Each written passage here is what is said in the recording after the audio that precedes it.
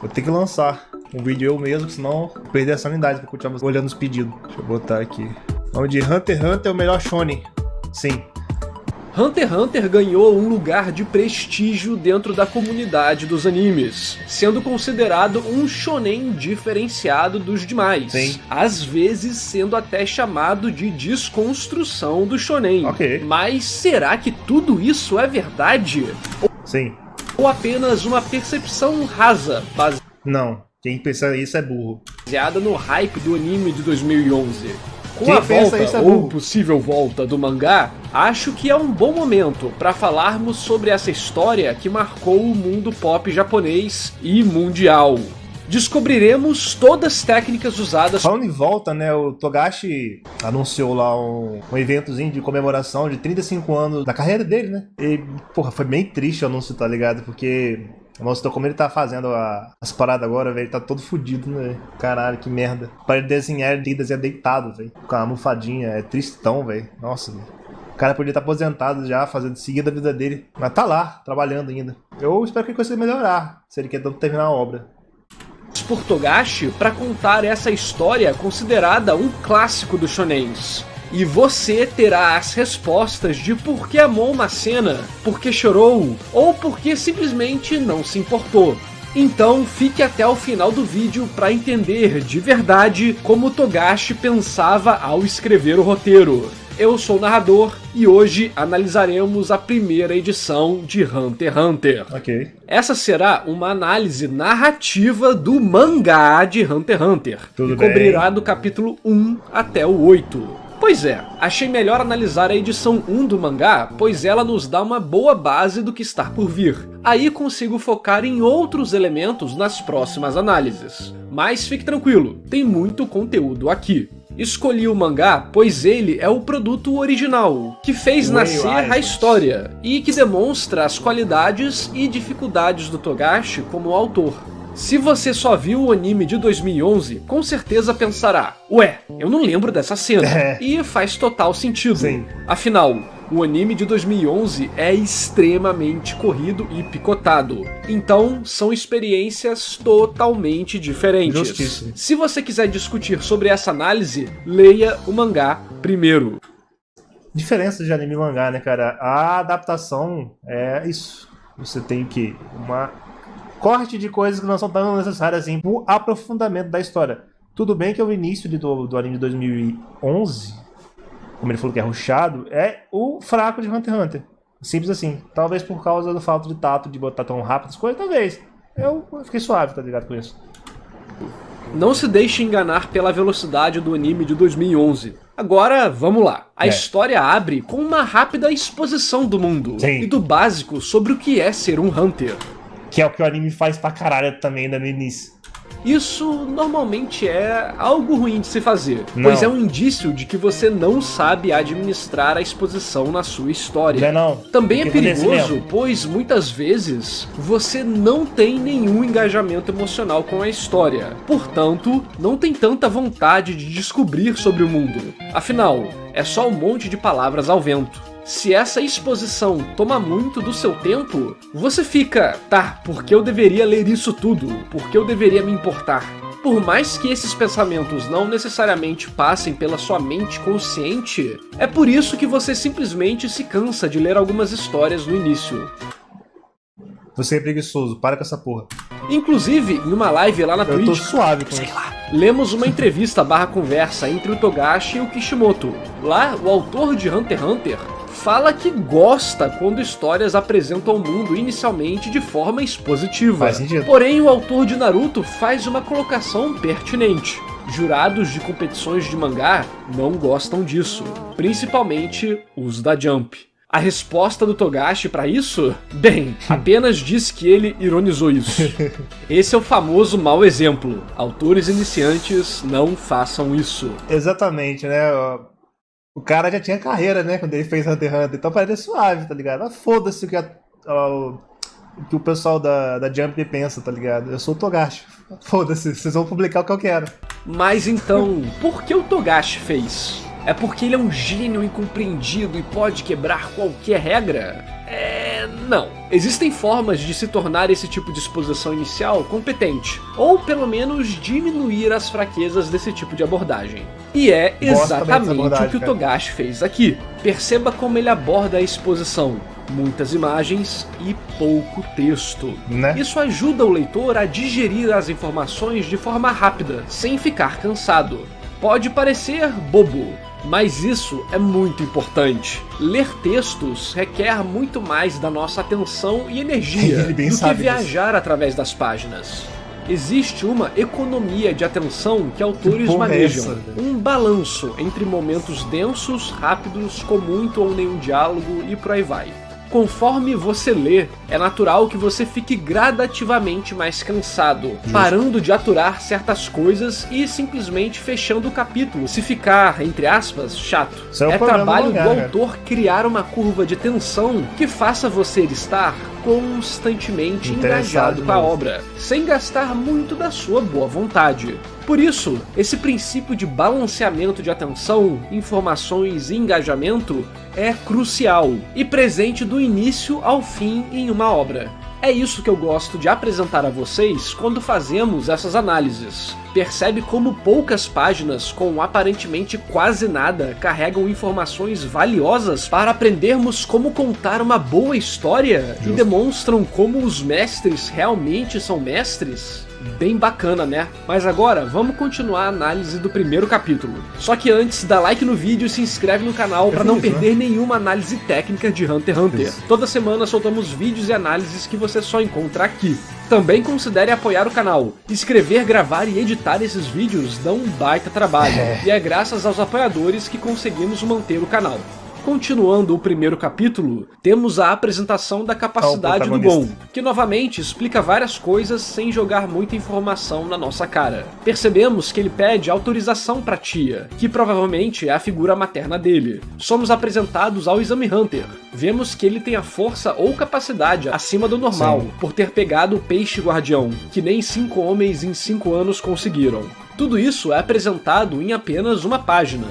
Fora alguns diálogos demonstrarem algumas técnicas de empatia, como ele falar de pessoas que realmente fazem o que dizem fazer, a capacidade física dele e esse ar de inocência que ele carrega. E antes disso, temos várias cenas sem diálogo, apenas dele capturando o peixe. Lembra do que eu falei sobre o balanço da atenção do leitor? Como imagens custam menos da nossa boa vontade, literalmente escorregamos pela linha do Gon em direção às outras páginas, com uma ótima orientação visual, já nos deixando mais adentro do capítulo.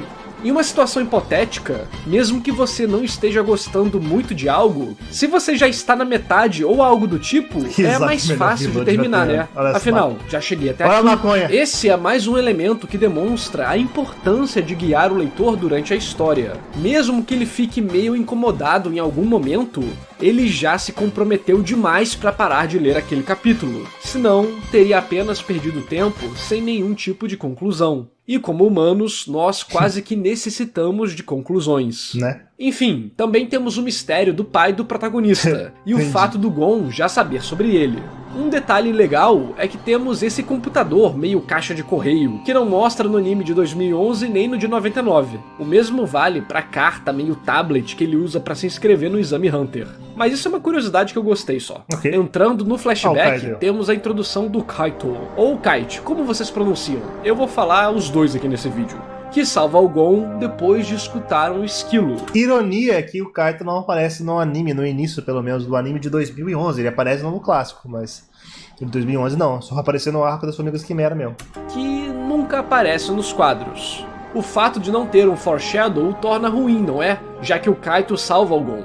Então, não exatamente. De fato, normalmente seria forçado ou meio chato termos uma coincidência assim.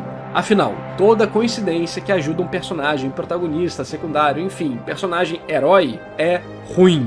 Esse é um ensinamento universal de storytelling, que inclusive é um dos mandamentos do estúdio Pixar. Mas repitam comigo, regras narrativas não existem no vácuo. Narrativa é uma teia que conecta as mais diversas técnicas. Como estamos dentro de um flashback, já sabemos que o Gon sai dali vivo. Obviamente. Então a gravidade desse tipo de coisa diminui. Junto a isso, estamos no início da história. Esse é o momento onde o leitor está mais aberto a aceitar qualquer tipo de acontecimento, por diversos motivos. Mas, naturalmente, estamos mais dispostos a aceitar o que o autor quer nos contar no início da história. E conforme a história passa, criamos uma estrutura mental na qual colocamos a trama. De qualquer forma, seria melhor se tivesse rolado o esquilinho fazendo um barulho, coisa que acontece no anime de 1999. Enfim, temos umas das várias cenas das pessoas reconhecendo Jin no Gon através dos seus olhos, e então temos uma apresentação mais detalhada de um dos piores pais de todos os animes. Nesse flashback também temos alguns elementos de empatia também. O protagonista perdeu o pai e a mãe, quer impedir que um filhotinho seja morto e mostra sua determinação ao aguentar a dor dos arranhões. Além do leitor, o Kaito também acaba ganhando empatia por ele. Voltando ao presente, vemos uma situação delicada entre o Gon e sua tia, que tem raiva por Jin ter deixado a família para trás. Aqui temos o momento shonen da criança achar irado ser abandonado. Brincadeiras à parte, vemos um pouco da fixação meio bizarra do Gon pelo mundo dos Hunters, dizendo que isso não é para os fracos.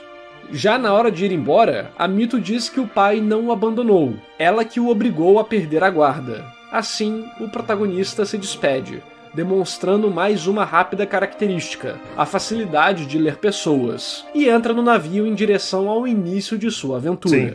Esse capítulo 1 é bem okzinho. Não acontece muita coisa. Basicamente, a reviravolta do Kishotenketsu é quando ele descobre que o pai está vivo, e é um momento bem simples. O básico é feito. Gon é apresentado como dedicado, forte, amigo dos animais, tudo isso com várias técnicas de empatia para acharmos o garoto gente boa. Temos um pouco de perspectiva sobre o mundo, o que é ser um Hunter, que o Jin é incrível e tudo mais. Gon também ganha um objetivo distante, virar um Hunter, e alguns intermediários e próximos, como chegar até a prova e fazer ela. E encontrar seu pai, não é obviamente. Um capítulo ruim, mas ele não se destaca. Sua força está em seu ritmo de leitura. Comentei no início que escorregamos pela linha de pesca, mas é verdade. A forma que muitas imagens e textos são dispostos, e também a proporção de informação textual e visual nas páginas, são administradas de forma que sua leitura seja bem rápida. O autor não faz nada de errado, mas também não demonstra nada de incrível. Porém, é competente em tudo que decide abordar e nos dá um ritmo gostoso de leitura. Okay. É interessante como o anime de 99 cria todo um drama pro capítulo, elaborando questões implícitas no mangá e deixando todos os acontecimentos mais naturais. No mangá não temos tempo pra nada, só o básico rola. O anime de 99 acaba sendo mais lento, só que também faz toda uma construção emocional da situação e do drama, para então o Gon ir para o Exame Hunter. Pessoalmente, achei muito mais elegante. Já o anime de 2011... corta quase tudo e não tá nem aí. Não ficou ruim também. Pro que se propuseram, foi bem feito. O pessoal fala que a primeira parte de Hunter x Hunter é uma bosta, tá ligado? Se demorasse mais ainda, ninguém ia assistir Hunter x Hunter. Acho um absurdo não terem colocado o Kaito aqui. Foda-se o Kaito. Bem, vou falar dos animes em outro vídeo, para as análises não ficarem gigantes, beleza? No capítulo 2, vemos mais das habilidades do Gon, temos o negócio dos olhos e construção de empatia pro personagem. Ele ajuda o povo, o que mostra que é gente boa e inocente, e demonstra como é habilidoso, cheirando a tempestade e entendendo as gaivotas. Aqui também rola a apresentação rápida de outros personagens relevantes, Leório e Kurapika. Esse é outro nome complicado, vocês falam Kurapika, Kurapika, Kurapika, como é que vocês falam? Nesse vídeo eu vou chamar ele de Kurapika. A cena acontece rapidamente, usando bem o contraste de todos os participantes estarem enjoados e eles estarem tranquilos, como se nada tivesse acontecendo durante a tempestade. É difícil falar. Mas, mano, olha o Leório nessa imagem. Parece aqueles personagens cabeçudos daquele desenho antigo. Engraçado que ele precisa ficar quase que agachado pra caber no quadro, já que os outros dois são baixinhos. Temos uma exposição de informação sobre eles, mas ela é felizmente feita através de uma conversa meio natural entre os personagens. nos dando, além de dados brutos, parte de suas personalidades, como agem, o que os irrita, etc. Entregar informações durante os diálogos que também transmitem essas características é sempre muito bom. Enfim, Katsu toma uma madeirada e cai do navio. Kurapika e Leório tentam o salvar, mas não conseguem. Vem um maluco Nisso, Gon pula e o pega, com os outros dois segurando suas pernas. Essa cena serve para nos dar mais contexto sobre Gon. É o que eu sempre falo no canal, na hora de apresentar uma característica importante do seu personagem, exagere. Aqui, Gon pula em direção ao mar para salvar o marinheiro, disposto a morrer no processo. Exatamente. Ou até não entendendo a gravidade da situação, dizendo que estava tudo bem no fim, porque seguraram a perna dele. Leório e Kurapika também deixam sua briga de lado e se desculpam, demonstrando elementos positivos de ambos e preparando a dinâmica do futuro grupo. Mas assim, quem é Katsu? Pois é esse marinheiro aleatório aqui. No anime de 2011, para deixar a cena do Gon pulando um pouco menos sem noção, o personagem é apresentado antes, sofrendo bullying no navio. Quando você viu o anime, você chegou a pensar por que diabos um marinheiro aleatório estava sofrendo bullying? Pois é a técnica mais básica de criação de empatia. Isso deixa claro que os produtores do anime queriam que você desse alguma atenção a esse personagem, para então rolar alguma coisa com ele no futuro. Viu como técnicas narrativas existem? Temos até algumas cenas extras dele ajudando o Gon a cuidar dos demais passageiros, mostrando ser gente boa e tal. Tudo isso rola para que no momento que ele caia do barco, tenhamos uma sensação de tadinho, logo ele, e também possamos entender melhor a loucura do Gon de querer o salvar. Afinal, eles se tornaram colegas/amigos ali. Durante todos esses capítulos iniciais, a fórmula da história é bem clara. Ir apresentando poucas informações dos personagens e do mundo através de alguns diálogos, enquanto temos uma situação complicada se desenrolando, ou um momento surpresa de tensão. Tudo isso é acompanhado de uma leitura rápida, ou que no mínimo primeiro tenta te fazer se interessar por algo para então explicar aquilo. Mais uma coisa que achei exagero demais na hora de apresentar o Leório são as características negativas dele. Ok, exagere, eu sei, mas aqui ficou muito irreal. Ele se mostra ganancioso e meio burro, ficando sentado esperando o ônibus ao invés de confiar no capitão do navio e tal. Beleza. Mas, pô, querer arrebentar a véia na cacetada é demais, não? Tudo bem que é pra fazer a dinâmica de apresentar ele e então fazer uma reviravolta mais pra frente, quando descobrimos que no fim ele é um cara legal e que quer o dinheiro pra uma causa nobre. Só que o Togashi não teve piedade, tá maluco? Uma técnica que ele usa pra tentar te fazer sentir um pouco da frustração do Leório e não ficar tão incrédulo dele querer bater na velha é a cena com outro candidato. Alguém escuta o que o capitão fala pro Gon, e então o segue. O legal é que rola um foreshadow, e vou falar porque essa pequena cena é mais relevante do que parece já já. Enfim, temos várias técnicas de antipatia por ele, pra não ligarmos quando ele morrer e compactuarmos melhor com o Leório. Pô, esse canalha passou e os protagonistas não? Afinal, revolta gera engajamento. Justo. Porém, o cara não passa no teste, ele só segue pelo caminho e acaba morrendo. Vamos lá, porque o foreshadow dele escutando o Gon aqui é algo a se destacar. Normalmente, quando temos uma surpresa negativa, foreshadows não são necessários. Então, por que o Togashi fez aqui? Primeiro, temos que pensar, esse candidato a aparecer aqui é realmente uma surpresa negativa? Afinal, é graças a ele que os protagonistas conseguem passar, visto que escutam a pergunta e o Kurapika consegue escutar o cara gritando lá no fundo. Ou seja, no final, essa foi uma surpresa que permitiu aos protagonistas superarem o desafio. Uma surpresa positiva. Porém, ela foi vestida de surpresa negativa. Algo nesse sentido acontece em One Piece no arco de Sabaody. Justiça. Na história, há um sentimento ruim, mas narrativamente é a salvação deles. Isso aí. Aqui temos um sentimento negativo na história, mas narrativamente é o que os permite continuar. Então, afinal, o Togashi botou aquilo porque ele sabia de todos esses detalhes? Não sei, mas sinceramente eu não duvido. Só quis elaborar esse tópico para vermos a complexidade na hora de contar algo. Às vezes pode ser uma sensação que você não percebe, mas ao acumular junto o que você sente durante vários capítulos, acabamos tendo o sentimento de curtir ou não uma história. E é no capítulo 5 que finalmente temos o início do meme de Hunter x Hunter, que é o texto versus texto, ou texto. Nesse momento, defenderei o autor. Temos uma parede de texto? Sim. Só que já estamos em um ponto onde o leitor tem interesse nessas coisas, então é entendível. Fora que temos uma comédiazinha do Gon para deixar a cena melhor. E como a nossa perspectiva é a mesma dele, tudo ali faz sentido. A pergunta é feita e explicada no momento certo. Haveria forma melhor de se fazer? Sim, sempre tem. Mas é muito fácil dar pitaco da minha cadeira gamer, lendo a história com calma deitado na cama, sem nenhuma pressão para entregar um capítulo por semana. Justiça. Por isso, evito ficar criando correções nas análises, apesar de que às vezes é impossível não notar algo óbvio. De qualquer forma, vamos vendo como o Exame Hunter é maluco e criativo. Sim. A cada momento, ou melhor, a cada capítulo até aqui, temos algo diferente. Nesses 5 capítulos, tivemos 5 cenários diferentes, 5 situações diferentes e 5 explicações sobre o mundo e personagens. Lindíssimo o mundo de Ao chegarem no túnel, vamos vendo a apresentação... Vocês conseguem perceber como o Togashi faz tudo na obra dele? Porque, tirando os personagens, é tudo feio. Os cenários em volta é medonho, tá ligado? Você fala, não, ele tem painéis belíssimos. Tem, tá ligado? Mas sempre depende, tem momentos que tá maravilhoso, tem outros momentos que tá mais feio que tudo.